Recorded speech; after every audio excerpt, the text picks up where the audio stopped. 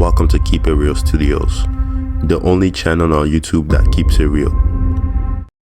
The Beyblade Metal Saga was such a huge part of my childhood, from Beyblade Metal Fusion to Masters all the way to Fury. I loved everything about that show, from the battles to the characters and just the overarching storylines. I'm a huge fan of the Beyblade Metal Saga. And that actually brings me into the point of today's video. In today's video, I kind of wanted to talk about some of my personal hot takes and just overall opinions that I had on Beyblade, not only growing up and even now to this date. Starting off, I'm going to be focusing a little bit on Kenta.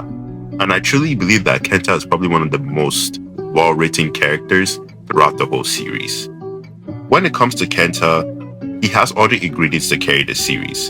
From his development, it's raw, emotional, and genuine.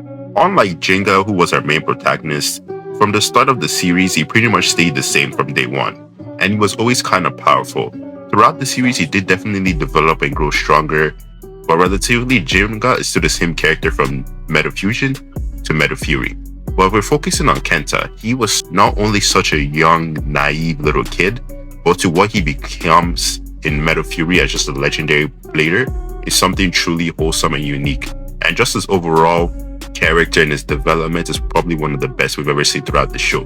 Not only does he start off as like a little follower of Jinga, he basically becomes his own man, and he becomes the one who has the star fragment in his bay. And just to see him grow as a character and even develop a bond with Ryuga, who he was truly afraid of in the Metal Fusion series, is something truly interesting to watch when it comes to Kenta's character development. Moving on to Kyoya. I feel like Kyoya is really a very solid character in the Metal Saga series. And I truly believe that Kyoya is not only a more befitting and better rival than Ryuga, but overall he should have beaten Jinga too as well. When it comes to Kyoya and Ryuga, definitely Ryuga is the stronger blader and he's just more overwhelming and more powerful. But when it comes to looking at Ryuga's bay, it's basically a god level bay. From the start of the Metal Fusion series, it's described as Pegasus and El Drago are basically like heaven and hell. You know, they're just god level status Beyblades. Don't get me wrong, Leon is definitely a strong and powerful Beyblade, but throughout the series, especially in Metal Masters, we have to see Kyoya develop Leon into its full potential. And you see him actually being through the ringer, and it feels like more earned. You see his raw talent come to life. I felt like Ryuga was definitely a strong blader, but his Beyblade also enhanced his abilities too as well. I feel like when it comes to other bladers, especially Kyoya, he had to kind of make his own Beyblade strong and his mindset strong too as well. When we're focusing on Jinga and Kyoya's rivalry, I truly believe that Kyoya should have beat Jinga. Throughout the whole series, Kyoya never really got to beat Jinga. The closest he's ever come to beat Jinga is the Beyblade Metal Masters and Beyblade Metal Fury when they fought, but they both tied. And I truly feel like the writers did Kyoya dirty.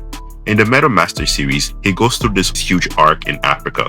He doesn't want to be in Gang and Galaxy, then he forms his own team to go face Jinga in the World Championships. And he literally reverses every single one of Jinga's moves, beats him at his own game, does everything, and somehow it still ends up in a tie. I truly believe that Kyoya got robbed. That's actually my favorite fight throughout the whole Metal Saga. But relatively, I feel like he got robbed and it should have been a win for Kyoya. It would have made a lot more sense. Team Gang and Galaxy should have never won the Beyblade World Championship. I truly believe that the overall plot and the importance of Beyblade Metal Masters should have just been focusing on saving Toby, because if we're focusing on Team Gang and Galaxy, there were so many times where they should have lost. Like relatively, there were times where some of them were in a coma, just a dark power just taking over Tsubasa. Relatively, I would feel like there were more important things going on than the World Championships. And obviously, since Jinga's the main character, you just can't have him lose all the time. So anytime you had a battle, he was always winning. And that led to other characters like Masamune being overshadowed and Tsubasa and you, who are all relatively strong bladers in their own right and respectives. So I always felt like the Beyblade World Championships weren't even really that much of a big deal. I felt like it could have been like a B plot rather than the whole focus within the show. And also I feel like it would have been more poetry if Team Gang and Galaxy lost and maybe even came back in the wildcard position and eventually won. I would have even been fine with that too, just to see them lose, come back, and thrive against the people that they lost to earlier would have been a little bit better for the storyline too as well.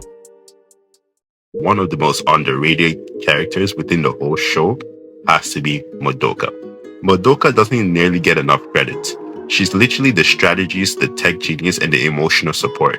And she still gets pushed in the background every time. Without her, half of the team's base would have fallen apart.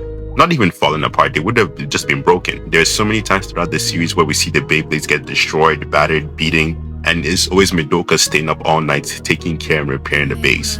I truly believe that Madoka is a super underrated character. If you look within any other team in Beyblade Metal Masters, nobody really had like a Madoka on their team. They didn't really have somebody taking care of their base and just being more strategic with them. And I truly feel like she was an amazing character and an amazing addition. And also, side note, I'm surprised Jinga and Madoka were never really a defined couple within the series. I always kind of felt like they kind of had a thing together. I don't know if that's me. Comment down below if you agree. When it comes to Beyblade Metal Fury, they decide to make legendary bladers. And if I'm being honest, I am not a big fan of the legendary blader concept. Don't get me wrong. I think it's cool to see new bays, the star fragments, the idea, Diablo Nemesis, and everyone's base getting upgraded, and just these new legendary bladers popping onto the scene. I really like that. But when you look at Beyblade Metal Fury, it kind of rewrites the whole idea of Beyblade in general. When we start off in Beyblade Metal Fusion, it's stated to us that if you trained hard enough, worked hard enough, and you truly had that blader spirit within you, and you had that passion and love for Beyblade, you could become the best blader in the world. And that's why I really like Beyblade Metal Masters, because Beyblade Metal Masters, it just showed us all the bladers all over the world who had that passion. And wasn't just in terms of Japan. Like, you know, the Beyblade Fist, there was like a whole temple dedicated toward Beyblade. I really like that idea that there's so many strong and dedicated bladers and who have that blader spirit within them. But when it comes to Beyblade Metal Fury, at this point, it just kind of deminimizes every other blader. You know, if you weren't really a legendary blader, there was no point to you.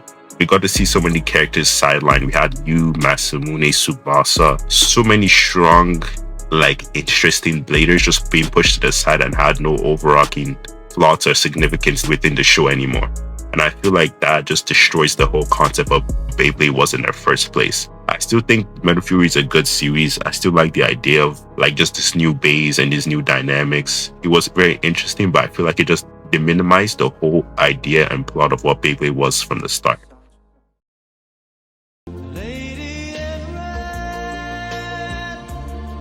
In conclusion to this video, those are just some of my opinions and hot takes on Beyblade in general.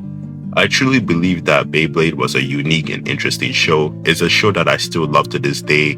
I watch it from time to time, you know, I can still get that same emotions that I did when I was younger. The Beyblade Metal Saga truly means a lot to me, and I just kind of wanted to share some of my opinions that I always had when I was younger, and I still kind of feel the same to this day about them. But that'll be it for today's video. Thank you all so much for watching. Just comment down below some of your hottest takes on Beyblade, some of the things you like, some things you don't like. But that'll be it for today's video. Thank you all so much for watching, and don't forget to keep it real.